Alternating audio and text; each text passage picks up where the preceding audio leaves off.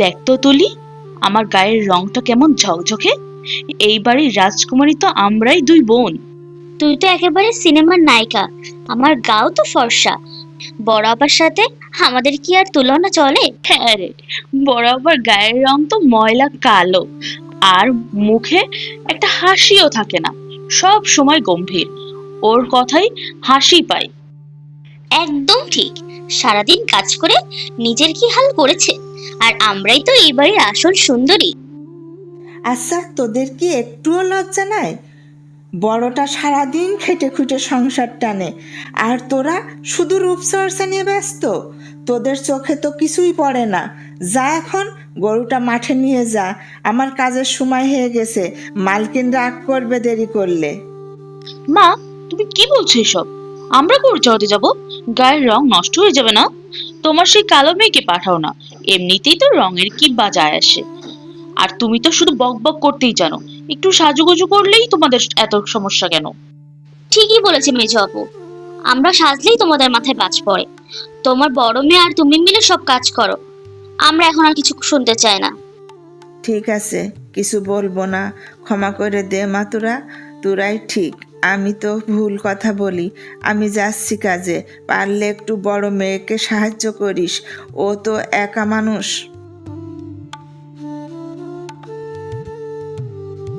আহারে, তোরা যে কত লক্ষ্মী! যেই না তোদের খাবার দিয়ে ঘরে গেলাম, অমনি সব শেষ। এই জন্যই তো তোদের এত ভালোবাসি। এই সুমি, রোজ রোজ দেরি করিস কেন রে? এভাবে চললে তোকে তো আর কাজে রাখতে পারবো না। আমি তো বুড়ি মানুষ, আর পারি না এত কাজ করতে। ক্ষমা করবেন মালকিন, এই কিছুদিন শরীরটা একেবারে ভালো যাচ্ছে না। যতই চেষ্টা করি সময় মতো পৌঁছাতে পারি না। তোর কথা তো আমি জানি। তোর স্বামী অনেক দিন ধরেই অসুস্থ পড়ে আছে। তোর অবস্থা আমি বুঝি রে।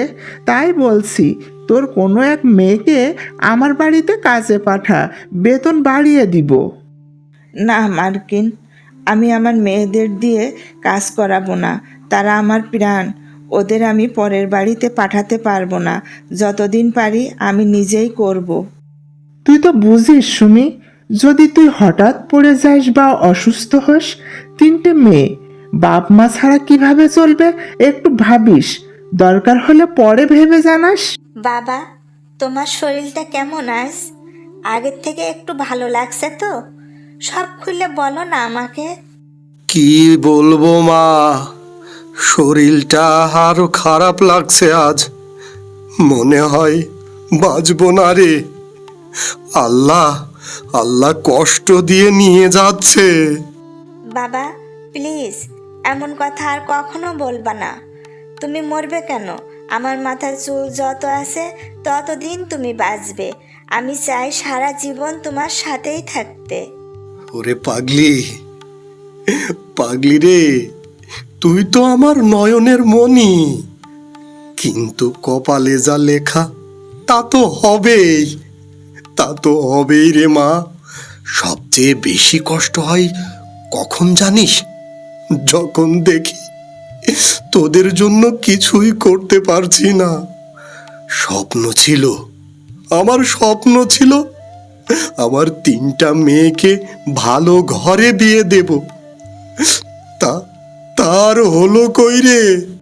বাবা, এখন সব কথা বন্ধ করো। সব কিছু আল্লাহর হাতে। আমরা যদি মা বাবাকে ছেড়ে চলে যাই, তাহলে কে তোমাদের দেখবে? মা তো সারাদিন অন্যের বাড়িতে খেটে মরছে, আজও এখনো ফিরে আসেনি। আমি একটু যাচ্ছি মায়ের খোঁজে, যদি অসুস্থ হয়ে যায়। মা, ও মা, একটু বাহিরে আসো তো। তোমার সাথে কিছু দরকারি কথা ছিল। তুমি কি ভিতরে আসো? সালেহা, এসেছিস? ভালোই হলো। তোর সাথেও কথা ছিল। আমি ভাবছিলাম তোদের বাড়িতে যাব। না মালকিন, কষ্ট করে যেতে হবে না। ভাগ্যবশত আমি নিজেই চলে এসেছি এখানে। মা এখনো ফেরেননি দেখে একটু চিন্তায় পড়ে গিয়েছিলাম। তোর মা দিনকে দিন দুর্বল হয়ে যাচ্ছে রে। তোরাই তিন বোন, কিন্তু সংসার চলছে শুধু ওর কাঁধে। আমার কথা শোন, আগামীকাল থেকে তুই আমার বাড়িতে কাজ করবি।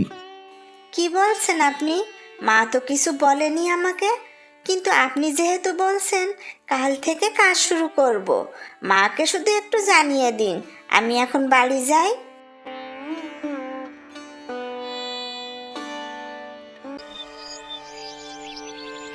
শোন রে ছোট, একটা গোপন খবর পেয়েছি।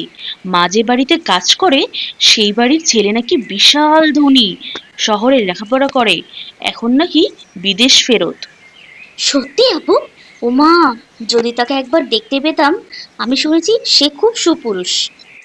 হ্যাঁ, যদি ওকে কবজা করতে পারি তাহলে আমি বউ হয়ে ঢুকবো সেই রাজপ্রাসাদে। আমার মতো সুন্দরীকে কি আর ফেলতে পারবে?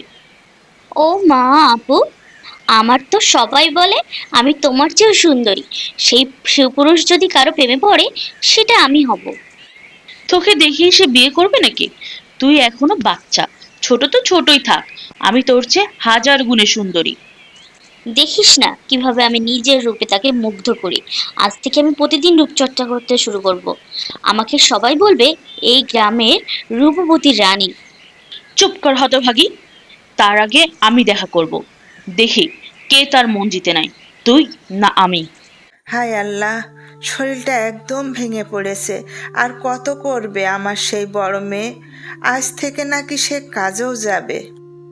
তোমার এই নাটক কবে শেষ হবে মা? সকাল থেকে না পেটে কিছু পড়েছে, না খাবার রান্না হয়েছে। আমাদের তো এই সময় খাওয়ার কথা। তুমি কি জানো না আমরা নিয়ম করে এই সময় খাই? তুমি এখানে বসে বসে কি করো মা? এই সংসারে জন্ম নিয়ে জীবনটাই শেষ হয়ে গেল। আমরা এমন সুন্দরী ধনী বাড়িতে জন্ম হওয়া উচিত ছিল, কিন্তু কপাল খারাপ, এই গরিব ঘরে জন্ম। আমার চোখের পানি কি তোরা দেখিস না, তাই না?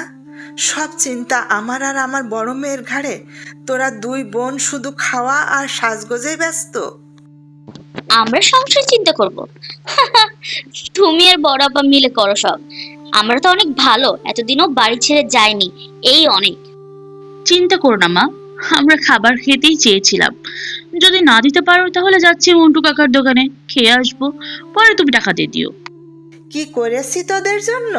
শুধু মুখেই বড় বড় কথা বলিস, জন্ম দিলেই মা হওয়া যায় না, এই কথাটাও তোদের মুখ থেকে এখন শুনতে হয়। দিন দিন তোরা লাগাম ছাড়া হয়ে যাচ্ছিস। খাবার তো ঘরে কিছুই নেই, রান্না করব কি দিয়ে? আরে ছোট, এখানে কি করিস? এখনো রান্না শেষ হয়নি রে। আর একটু ধৈর্য ধর প্লিজ। আমি জানি তোদের খিদে পেয়েছে, কিন্তু খাবার তো আগে বাজার থেকে আনতে হয়, সেটাও আমিই করি। সব বুঝিস তুই, তাহলে তাড়াতাড়ি খাবারটা জোগাড় করলি না কেন? আমরা কি সারাদিন অভুক্ত থাকতে পারবো তোর আর মায়ের মতো? আর কথা শুনবো না, 5 মিনিটের মধ্যে আর খাবার চাই, আমাদের অনেক খিদে পেয়েছে। রাগ করিস না বোন, আমি একটু চেষ্টা করছি সব সামলাতে। আমারও একটা শরীর, একা হাতে কতটুকুই বা পারি। তোরা যদি না বুঝিস তাহলে আর কে বুঝবে? আমরা কষ্ট বুঝি না, বুঝতেও চাই না। তুই চুপচাপ রান্না কর, এটাই বলেছি। আরে, আমি এ কাকে দেখছি? সকাল সকাল আমার রাজপুত্র শহর থেকে ফিরে এসেছে। মা, তোমাকে সারপ্রাইজ দিতে চেয়েছিলাম। শহরের ধোয়া বালিতে একদম দম বন্ধ হয়ে যায়, তাই হঠাৎ করেই চলে এলাম গ্রামে। তুই এলি বাবা, তাতেই তো আমার মনটা ভালো হয়ে গেল। মা, ভাবছি এখানে কিছুদিন থেকে নিজের মনটাকে হালকা করব। আর সব কিছু ঠিকঠাক চললে এখানেই কিছু একটা করে ফেলবো। আর শহরে ফিরতে চাই না, শহর আমার একদম ভালো লাগে না মা। তাছাড়া তুমিও তো এখানে একা একা থাকো, তোমাকে কে দেখবে বলো মা? তুই যা ভালো মনে করিস বাবা, তাই কর। আমি সব সময় তোর পাশে আছি। মালকিন, আজ কি রান্না করব বলেন? আমি বেশিরভাগ ঘরের কাজ করে ফেলেছি, শুধু রান্না আর ঘর মোছাটা বাকি। এই মেয়েটা যে আমাদের ঘরে কাজ করে, চেহারা কত শান্তশিষ্ট, কত যে মায়া। আমি এই মায়াবতী মেয়েটাকেই বিয়ে করব। এই মায়াবতী মেয়েটা যেন আমার মনের মানুষ হয়। আহা, কি সুন্দর চেহারা, দেখলেই মায়া লাগে। শোনো মা, তুমি আজ তোমার পছন্দ রান্না করবে। তুমি যে রান্না করবে আমাদের সেটাই পছন্দ হবে। আচ্ছা ঠিক আছে মালকিন, আমি মন দিয়ে রান্না করব। যা আছে তা দিয়েই আমি সবচেয়ে সেরা রান্নাটা করব। তাড়াতাড়ি করো মা, আমার ছেলে অনেকক্ষণ ধরে এসেছে, ওর খুব খিদে পেয়েছে।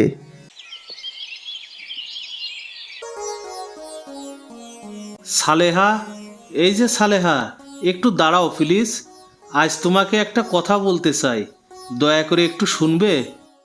আরে সাহেব, আপনি এখানে আমাকে কিছু বলতে চান? এই জায়গায় কেন? আপনি তো বাড়িতেও কথা বলতে পারতেন, আমি তো একটু পরেই কাজে যেতাম। আমি কি কোনো ভুল করেছি? যদি কোনো ভুল করে থাকি দয়া করে আমাকে ক্ষমা করে দিন। না না সালেহা, তুমি কোনো ভুল করনি। আমি তোমাকে পছন্দ করি। সত্যি বলতে আমি তোমাকে ভালোবেসে ফেলেছি। আমি তোমাকে বিয়ে করতে চাই, যদি তুমি রাজি থাকো। কি বলছেন আপনি? মালকিন যদি শুনে ফেলে আমাকে তো মেরেই ফেলবে। আপনারা কত বড় লোক, শিক্ষিত পরিবার, আর আমি এক সাধারণ কাজের মেয়ে। দয়া করে এমন কথা কখনো বলবেন না, লোকে কি বলবে? ভালোবাসা কখনো জাতপাত দেখে না সালেহা। আমি প্রতিজ্ঞা করছি তোমাকেই বিয়ে করব। মায়ের সাথে কথা বলবো এবং তোমার মায়ের সাথেও কথা বলবো। তুমি এখন বাড়ি যাও, আমি সব কিছু সামলিয়ে নিব। আমার উপরে তুমি বিশ্বাস রাখো। আমি সত্যিই তোমাকে ভালোবাসি সালেহা। মা, আমি তোমাকে হাত জোড় করে মিনতি করে বলছি, আমি সালেহাকে খুব ভালোবাসি। তুমি যদি অনুমতি দাও, আমি তাকে বিয়ে করতে চাই। তুই আমার ছেলেই বটে, বিয়ের জন্য যার নাম বলছিস সেই মেয়েকে আমিও পছন্দ করি।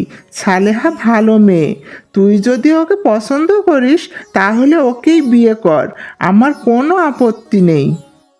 তুমি সত্যি রাজি মা? তুমি তো কত বড় মনের মানুষ, জাতপাত মানলে না, ধনী গরিব মানলে না। তুমি পৃথিবীর শ্রেষ্ঠ মা। আগামীকাল ওদের বাড়িতে গিয়ে বিয়ের কথা বলো মা। কাল নয় রে বাবা, আজকেই চল। এখনই গিয়ে সালেহার মার সঙ্গে সব কথা বলি। আরে আরে মালকিন সাহেব, আপনারা আমার গরিবের ঘরে, এ যে আমার কপালের সৌভাগ্য। আপনাদের কোথায় যে বসতে দিই আমি তো কিছুই বুঝতে পারছি না। আমার মেয়ে কি কিছু করেছে? না রে সালেহার মা, কেউ কিছু করেনি। তোমার বড় মেয়ে সালেহাকে আমার ছেলে খুবই পছন্দ করেছে, সে ছাড়া আমার ছেলে চলবে না। আমরা চাচ্ছি তোমাদের অনুমতি নিয়ে এই বিয়েটা ঠিক করতে। আপনাকে প্রতিশ্রুতি দিচ্ছি কাকিমা, সালেহাকে মাথায় করে রাখবো। আর শুধু তাই না, আমার দায়িত্বে থাকবে আপনার স্বামীর চিকিৎসাও। আপনারা এসব বলছেন? আমি তো বিশ্বাসই করতে পারছি না। আমাদের মতো গরিবের ঘরের মেয়ে এত বড় ঘরে বিয়ে হবে, ভাবতেই পারি না। আমাদের তো তেমন কেউ নেই কাকিমা, আপনারাই তো আমাদের পরিবারের হয়ে থাকবেন আজ থেকে। হায় রে, আমরা সারা জীবন সাজসজ্জা করলাম, কিছুই করতে পারলাম না। আর বড় আপু শুধু মন দিয়ে জয় করে নিল তার ভালোবাসাকে। চল তুলি, আমরা এবার সত্যিই ভালো হয়ে যাই। ভালো হলে ভালো কিছু নিশ্চয়ই আমাদেরও হবে। আজ থেকে আপনাদের সকল দুঃখ কষ্ট আমার। তুলি, নাজমা, তোমরা আমার ছোট বোনের মতো। তোমাদেরও ভালো ঘরে আমি বিয়ে দেওয়ার ব্যবস্থা করব। আমার উপরে তোমরা ভরসা রাখো, বিশ্বাস রাখো, আর ভালোভাবে চলাফেরা করো, ঠিক আছে? জীবনে অনেক কষ্ট সয়েছে সালেহা, তবুও নিজেকে বদলায়নি। ভালো মন, ভালো আচরণই একদিন তাকে এনে দিয়েছে সম্মান আর সুখ। আজ তার পথ ধরে দুই বোনও বদলে গেছে। সত্যি, ভালোবাসা আর ধৈর্য কখনো বিফলে যায় না।